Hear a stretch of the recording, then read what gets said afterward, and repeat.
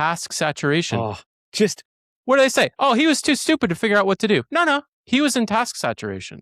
correct. Okay, Correct. So Your executive assistant drops the ball on something. Yeah, she was in task saturation. I threw 87 things at her in a chain of disconnected Slack messages. She was in task saturation. It wasn't that you don't yell at her, hey, my schedule is really important. And she goes, okay, boss. You say, hey, task saturation. Yeah. So brilliant. We could just shut up right now and end the episode.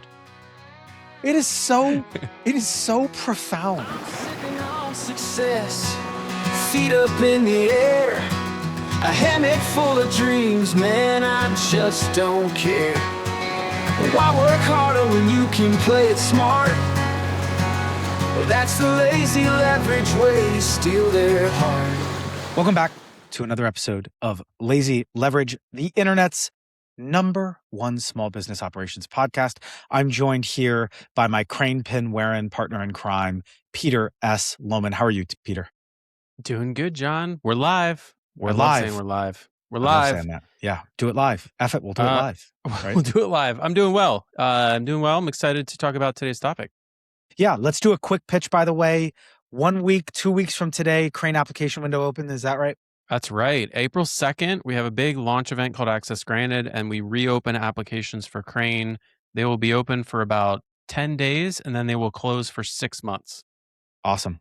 And I know just from looking at the stats and stuff, Crane members, among many benefits, are hiring RTMs like crazy via our relationship. I love seeing those hires come through and putting those staffing markup jabronis out of business. So love to see it.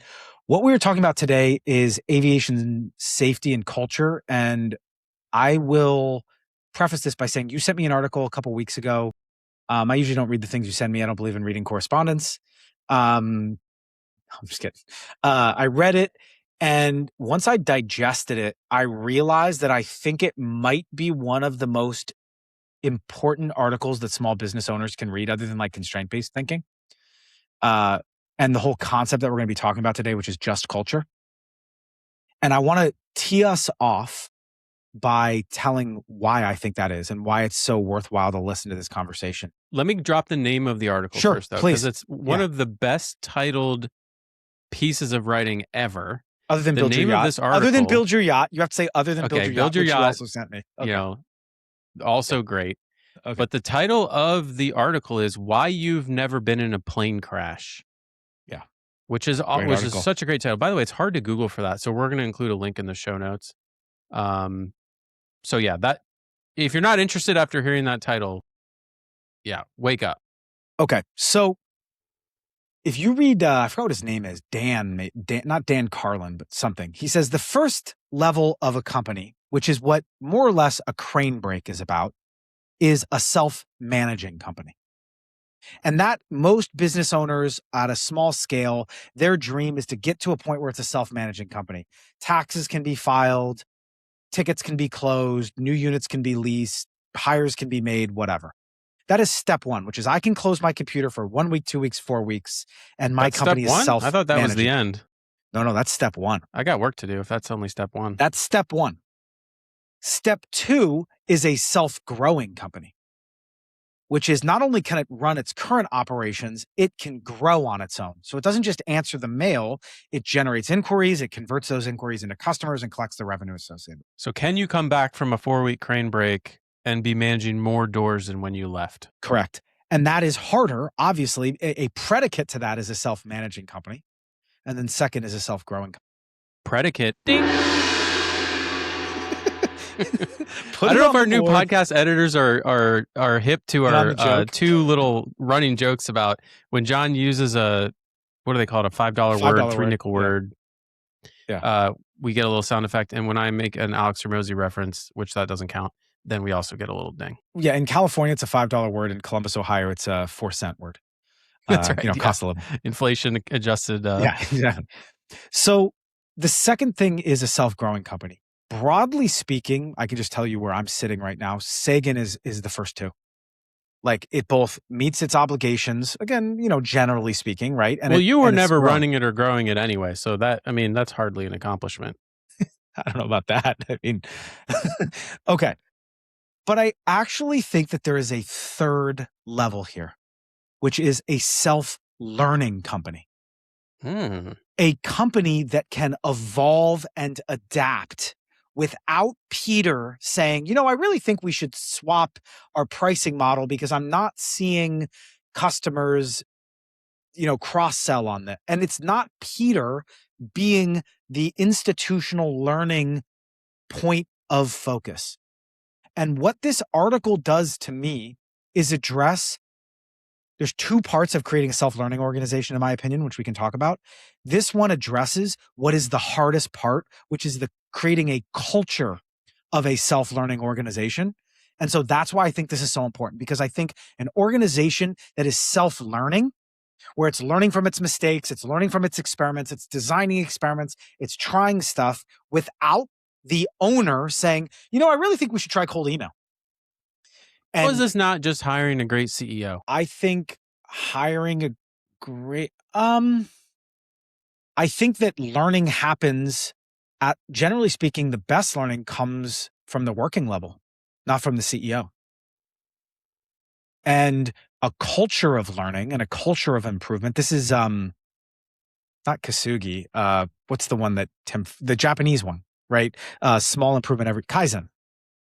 Kasugi's, isn't that the one where it's like you put back a plate that broke into 100 pieces, you put it back together and it's more beautiful than the original work? You know, the reason why I was thinking about it is my buddy Kerry, who is a SEAL, has got like a lot of scars, and he was, I saw him take his shirt off yesterday, and I was like, dude, you look like Kasugi with like his gold, because he's got so many There's scars. a great Postal Service album by that name, which we have on vinyl at home. But yes, Kaizen is, I think, what you're after, yes.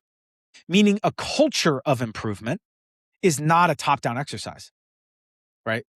And I think this article and what we're going to be talking about, which is a just culture, is addressing the hardest part of that organizational learning, which is, and just to, because it's not a big deal, but I think there's two parts to creating a learning organization: a system of learning and a culture of learning.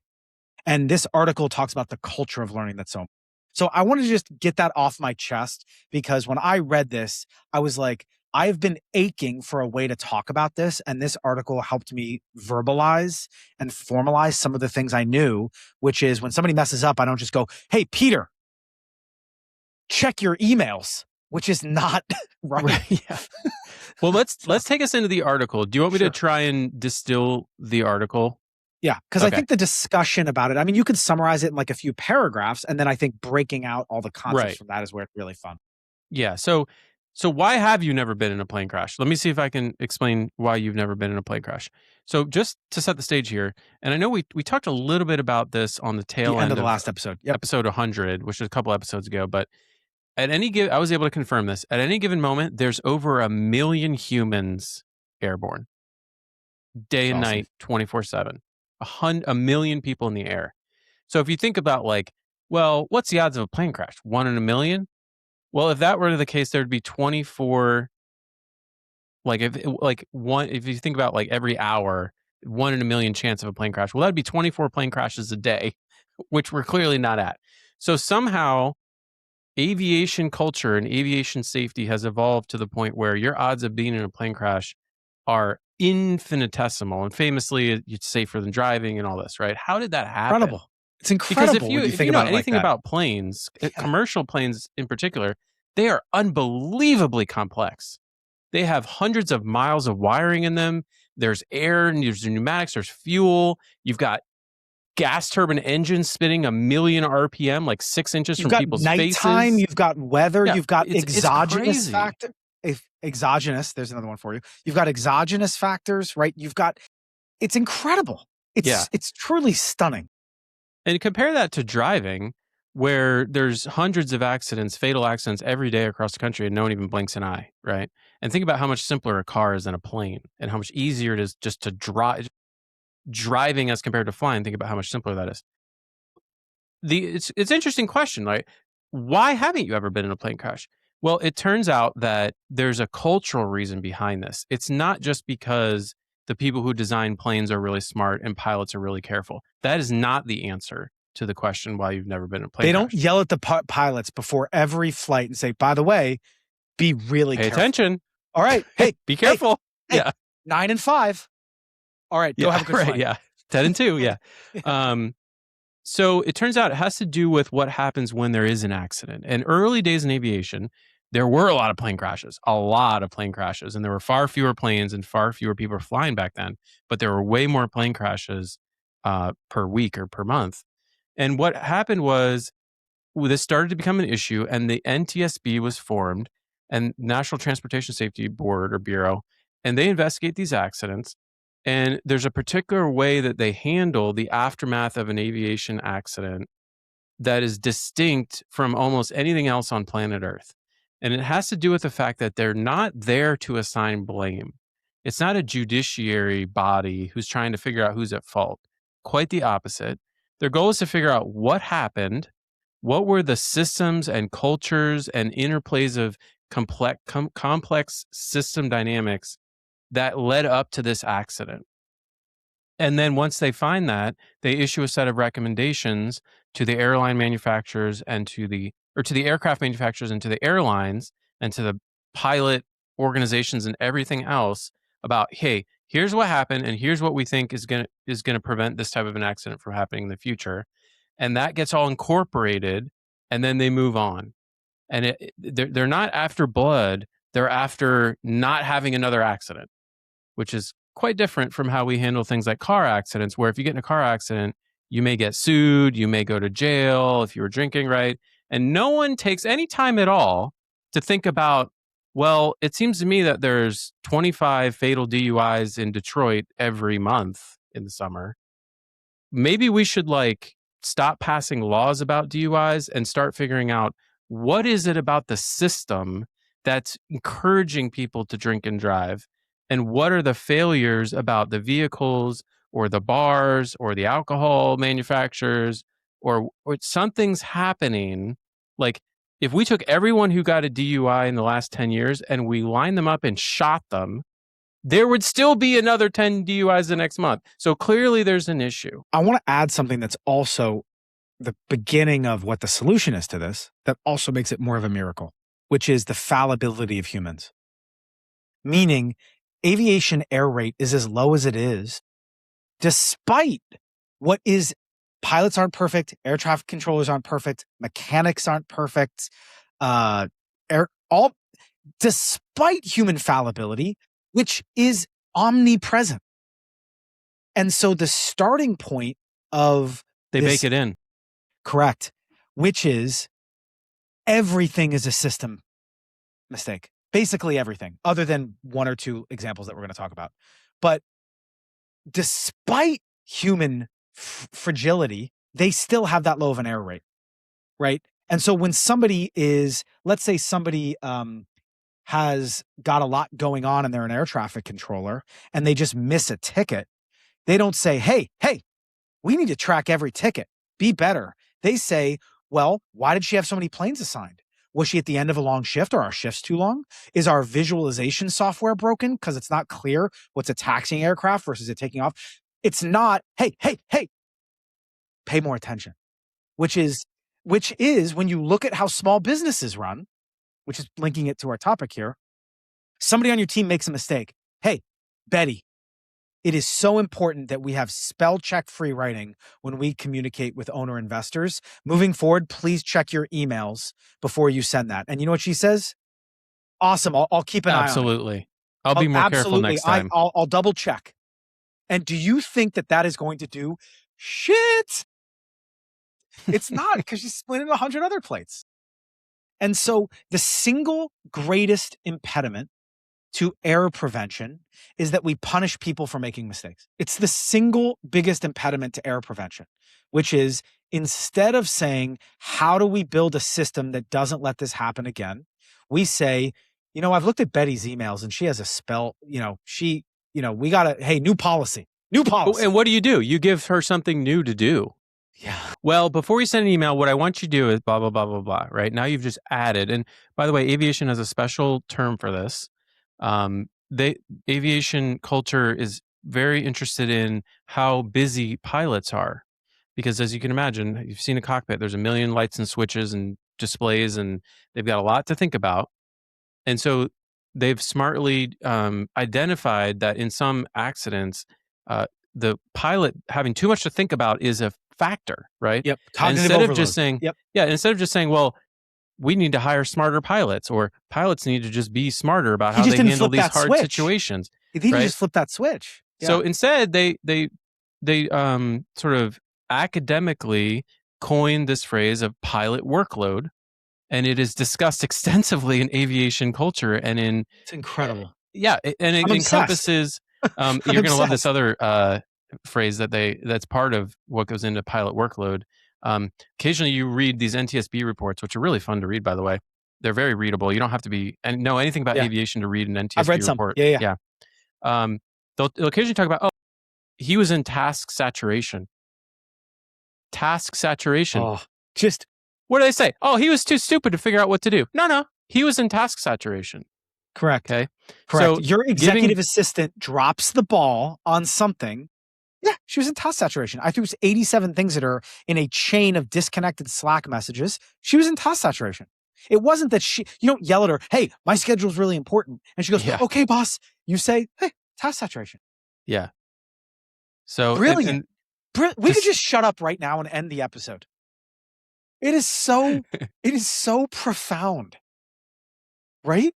My buddy Todd would be excited about all of the aviation learnings we're pulling into small business. He was a pilot before he owned a.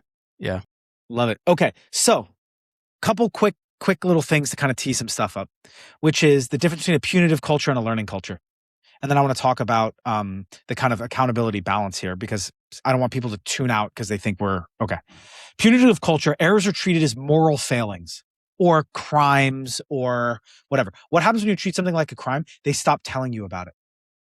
Hey, if I'm honest with what happened, I'm just going to say, the CRM, I swear I didn't see any, and you never learn what actually happened, because they know that if they tell the truth, you're going to say, oh, we got to fire you.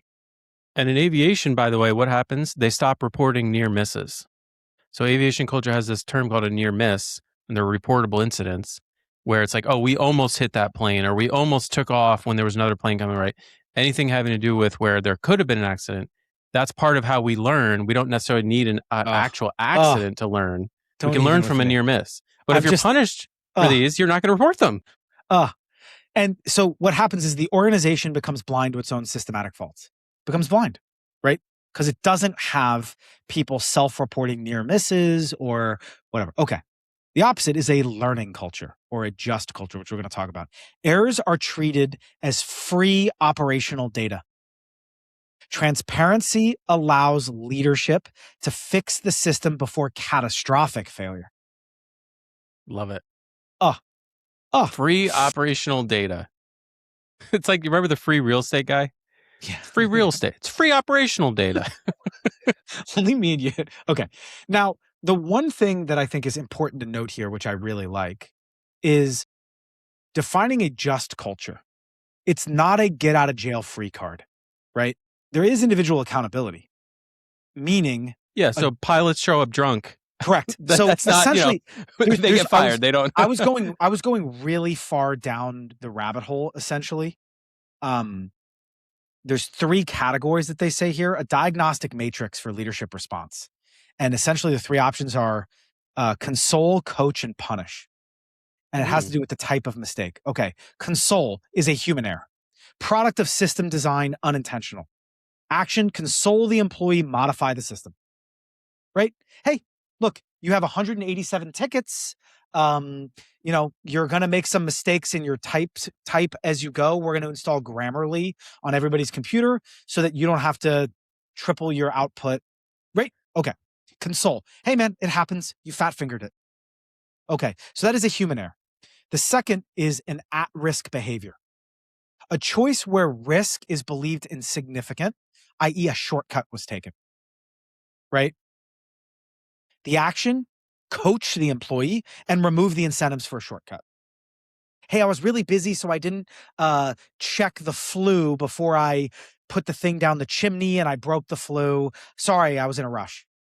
And so you say, hey man, sorry, I know I've been overscheduling you and you're really busy. Right? But last but not least, as you said, which is reckless behavior.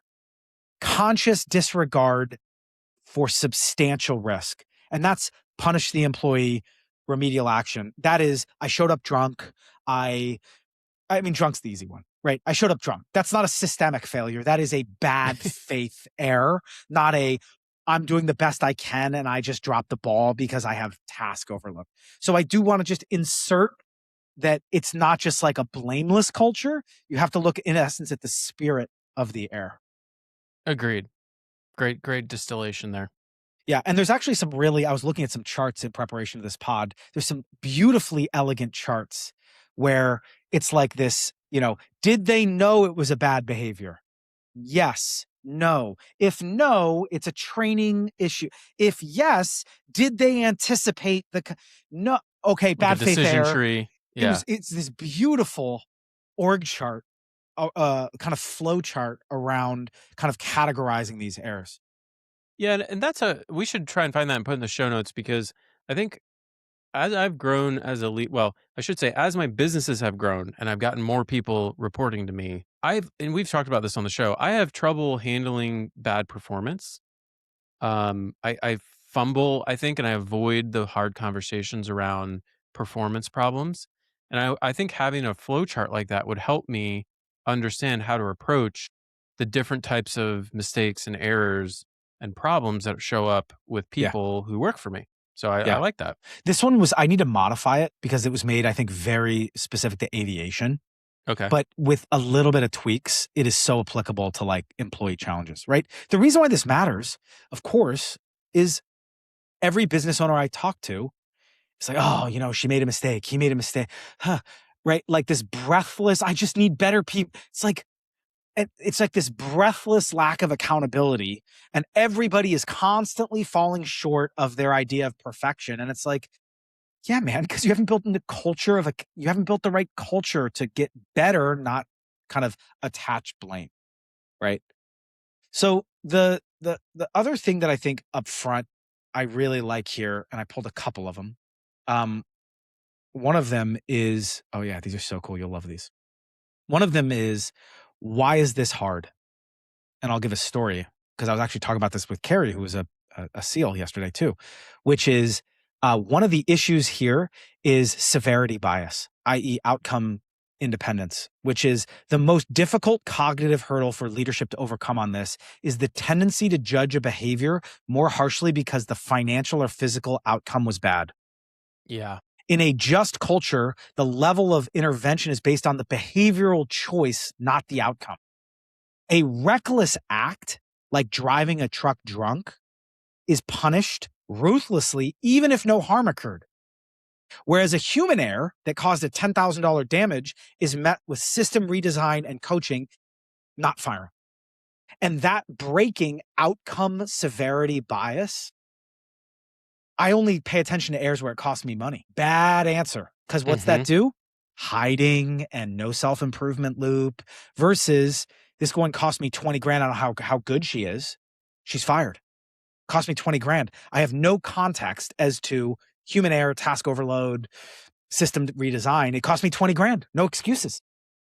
When you think about the worst bosses you've ever had, and I feel like every boss from the 1950s and earlier was this way, right? Like, or that's how they're portrayed in literature and movies and stuff, is like all that matters is the outcome, right? That's your worst boss you've ever had is the one you were just describing there, John, of like, doesn't matter the extenuating circumstances, doesn't matter if your mother died, if you're 10 minutes late, you're fired, right? Or whatever. The worst type of person to work for, no understanding of the context in which work happens or life happens. So yeah. So I thought that was, but somebody drives drunk, but they didn't get a ticket or get caught. Well, that's Gary, right? That's, yeah, again, hey, worst boss you've ever had. That's his response. Right. Like, like, well, did anyone get hurt? No. Well, I guess we don't have a problem. Right. Did he show up on time? Right. Yeah. Like, so that I really like. Okay. Couple other things. That I isn't that a great one, right? That one of the challenges is this severity bias. Here was a little bit of a process flow chart that I pulled, which was, okay, incident occurs. Question 1, was there conscious disregard of an unjustifiable risk? That is your first question. If the answer is yes, that's reckless. Punish. Mm-hmm. Right? No. If the answer is no, it wasn't conscious disregard for unjustifiable risk. Okay. Did the employee choose the action believing it was justified or safe?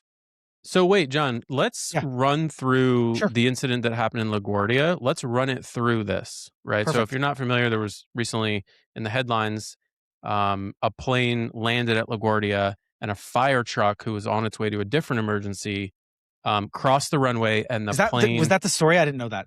Yeah. That it was on its way to a different emergency? Okay. It was on its way to a different emergency. It was like smelled fuel in the cabin or something. Got it. And the plane crashed into the fire truck on rollout, which is the description for like when the plane lands. It's on the runway, but it was still going like 100 miles an hour. Really fast. Yeah. It was slowing down.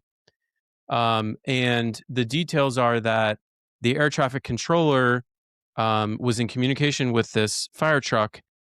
The fire truck described where it was on the runway. Yep. And the air traffic controller cleared it to cross the runway. Then the air traffic controller realized, oh, shoot, there's a plane about to land, and told the fire truck, stop. But the fire truck either didn't hear it, or it was too late, it was already out, or it stopped, but it stopped in the middle of the runway or whatever. We don't know exactly. And then the plane hit the truck, and the pilots were killed. The passengers so far, I think, have all survived, thank goodness. Yeah. But so that's the situation. So let's run through. Let's use your article, right? Because your article gives an example. Imagine if that air traffic controller said, everybody has the pitchforks out, and it's like, this guy needs to be in jail. It's first-degree homicide. Mm-hmm. He's going to arrest him right from the tower, right? Take him to jail. And they're going to say, he killed 2 people, right? He made a mistake. 2 people. If it is his, let's pretend it is his mistake, right? He's going to stand up in the courtroom and say, Your Honor, my screen did not show that there was a fire truck at the technology, or my boss just whispered in my ear, clear the fire truck. Mm-hmm. Or he's going to say something that does not actually address what happened. Because if he addresses what happened, he goes to jail. First-degree murder. Versus, in other words, if he admitted task overload, which could have been the real issue, correct, then that just sounds like, well, you weren't paying attention. Correct. Hey, you should have drank another cup of coffee. You're an air traffic controller. You can't make mistakes like that. Right. And then the next incident that happens, that same thing happens, and they're going to go, oh, my computer shorted out. And it didn't happen because they cannot admit fault, or else they go to jail. They get marched out of the air traffic control. Right. Versus what we're about to talk about, which is, okay, incident occurs. Was there conscious disregard of an unjustifiable risk? Everybody gets drug tested. I actually think that's like an NTSB thing. Like the first thing they do is drug test everybody and breathalyze, principal actors, whatever, right? I assume that's probably one of their best practices. Assume no, right? Okay. Did the employee choose the action believing it was justified or safe? Problem is probably yes. The answer at that point would say at-risk coach, meaning the system can, I think I saw one, fire trucks don't have transponders on them. That's right. I bet you that they'll come out of this and they'll start putting transponders on fire trucks. Correct. I bet you that that's where this is all going to go, right? Was it an inadvertent slip or less? Yeah. Human error console. Hey, how does the system, do we need a different air traffic controller for emergency vehicles? Not give that to plane drivers, because moving different categories of vehicles becomes cognitive overload. Yeah. And there's been a lot of discussion about, like, was the tower understaffed because of the ongoing negotiation with all the budget and everything. Yeah. Yeah. Which is fantastic. Again, I keep thinking about so many business owners that I talk to who are not interested in getting better. They're interested in being punitive. Hey, really? See, I feel like I don't meet a lot of people like that. Maybe I'm just repulsed by them, and so I don't even speak to them. But like, if I ran into somebody like that, you can't even believe how aggressively I would debate them. Sorry, no, let me say this another way. Because punitive is not the right word. The right word is, hey, John, hired Tammy from Argentina, just making a ton of mistakes. Can you get me a new executive assistant? That's punitive. Okay. It's not, I want to throw her in jail and I curse her out. It's, she's just kind of dropping a lot of balls. And, I don't know, maybe I just need somebody in the office. or yeah. or maybe I need a chief of staff, not an executive assistant. Or she just has a million questions for me, right? She's always asking me questions. Correct. Exactly. Or, she's just dropped a few balls, and at no point is it like, how has the system contributed to this? Right. Does she have a clear understanding of what her job is? Does she have a working level point of contact? Right. It's more interested in just vibrating and spazzing and saying, all right, I guess we just need somebody new because, all right. And then they rip through 4 EAs, and it's like, I don't rip through 4 EAs. Right. If every EA you meet in a day is rude to you. Correct. Right. How's that saying go? No, it's you fire 1 EA, you had a bad EA. You fire 4 EAs, you're a bad boss, is probably what I would say. Right. Or whatever it is, operations managers or content creators. Right. And so that's where I would, what system failures enabled this to happen? And so the reason why I'm so excited about this is because if I can get our company in this culture and system of sober-eyed, okay, we dropped the ball.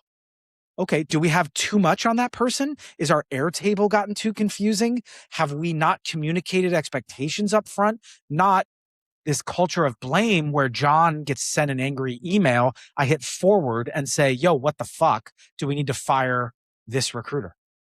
Which I've been guilty of.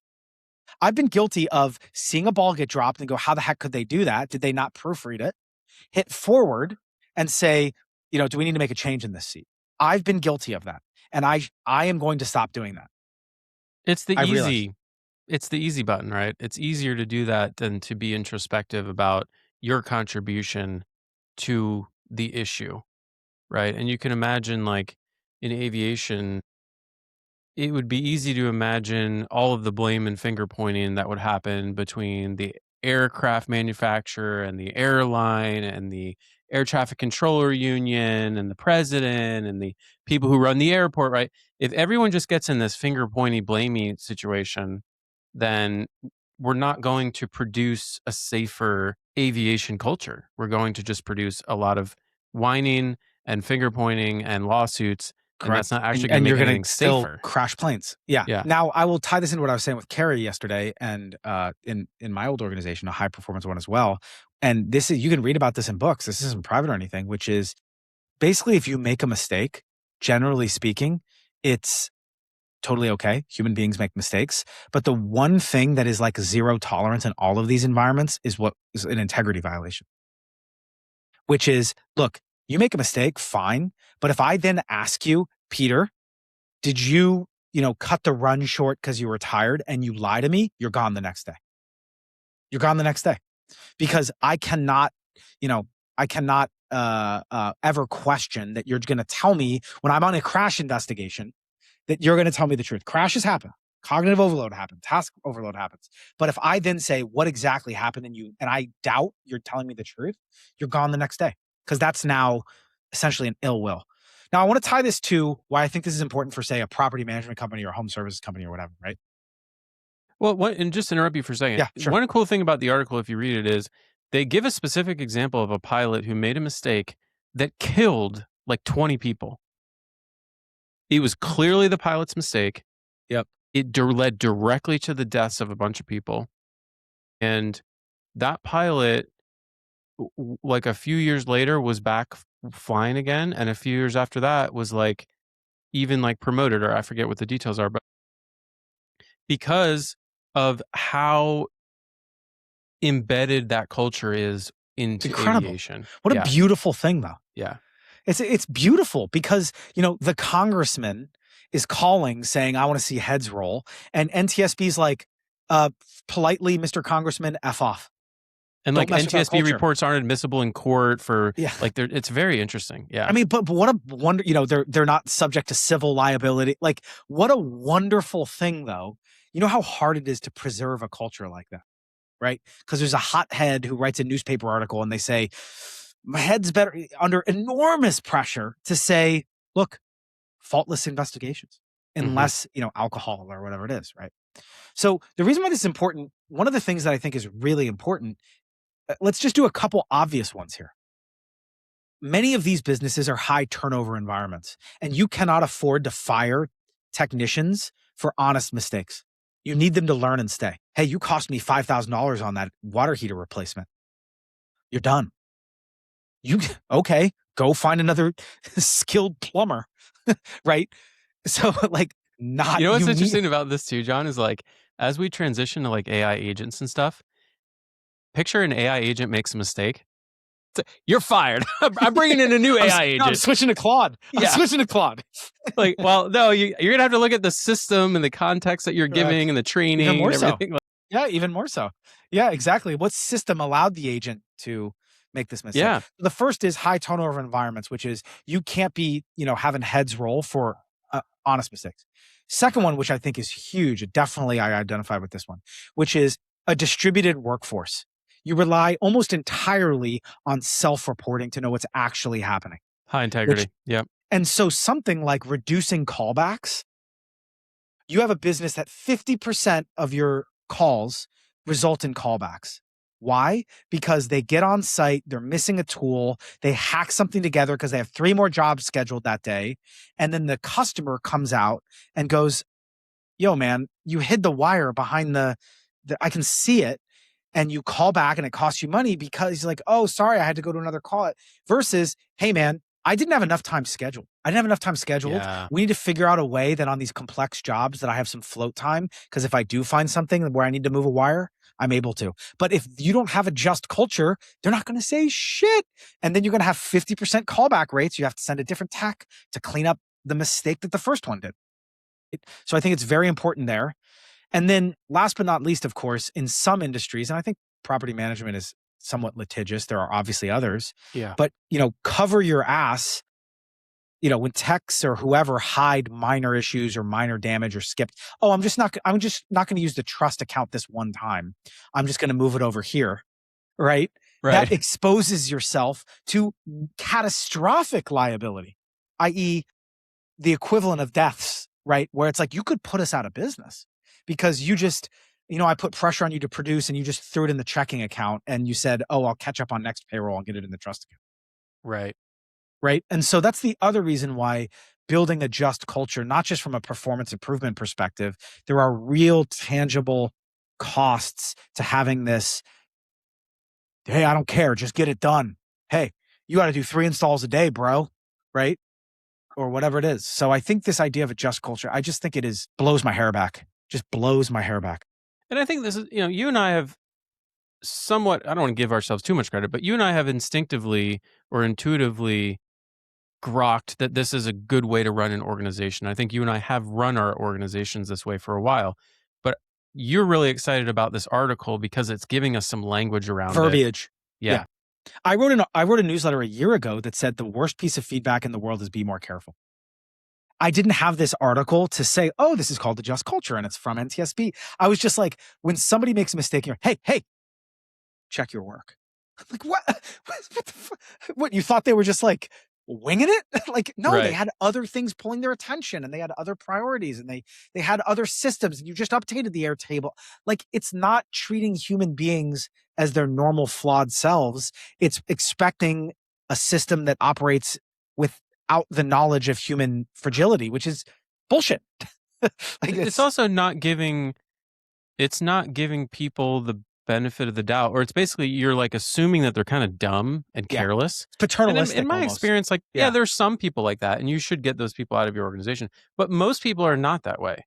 Most people, if they made it through your hiring process, are kind of smart and mostly hardworking and want to do a good job. And so when you do find a mistake, your default instinct should be, oh, that's interesting. Let me see, like, wonder what was going on there. Like, not like, oh, this person's lazy or stupid. In one sentence before we bring it home, the answer is from who to how. A punitive culture, who did this and how do we punish them? And a learning organization says, how did our system allow this to happen? And how do we redesign it so it never happens again? Not to be confused with who, not how, which very is a good different book. Which I disagree with, or I don't like it as much. Okay. Last thing, and feel free to weigh in, which is, okay, how do you implement this? So you hear this and you say, John, this is great. Let's bring it home. Let's land the plane, so to speak. Okay. Number 1 is leadership buy-in. Your leadership must commit to outcome independence. The highest standards you expect are the lowest you exhibit in yourself, meaning everybody on your team needs to say, we're going to look for how did this happen, not who did it. right? I'm working on a cable right now. We talked about an episode, a cable called, Sagan's Just Culture. And it's going to go to everybody. And it's going to say, if we don't do this, call us out on this. If you see somebody who's doing it, let me leadership, buy-in, and proclamation. Read this article, right? So that's step one. Comments on that? Okay. Step two, foster safe reporting. Give people closest to the problems, field staff, whatever, a way to report hazards, near misses, near mistakes without fear of retaliation. I would even take that a step further, and it's mandatory. It's like, what are the mandatory reporting? Like if you're a kid counselor or like, yeah, it's like if somebody there's certain roles where like you have to report when someone discloses something to you. Yeah. So second is safe reporting. Guys, I'm not, you don't kill the messenger, even if it's my own mistake. Third, train the managers.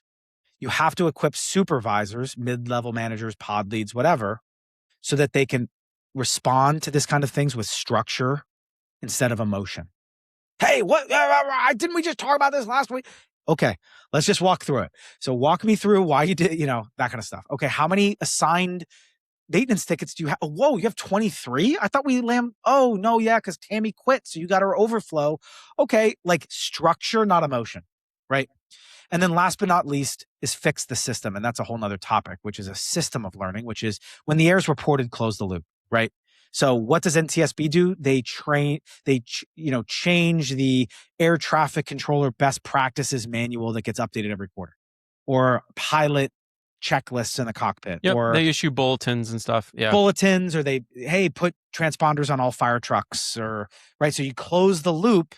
And now you've built a learning organization, which is the freaking nirvana, right? Now you guys, because you're going to go out and touch reality every day, and reality is going to create information. And if you can create a culture where that information is ingested without judgment and used to go touch reality in a better way, you're unstoppable.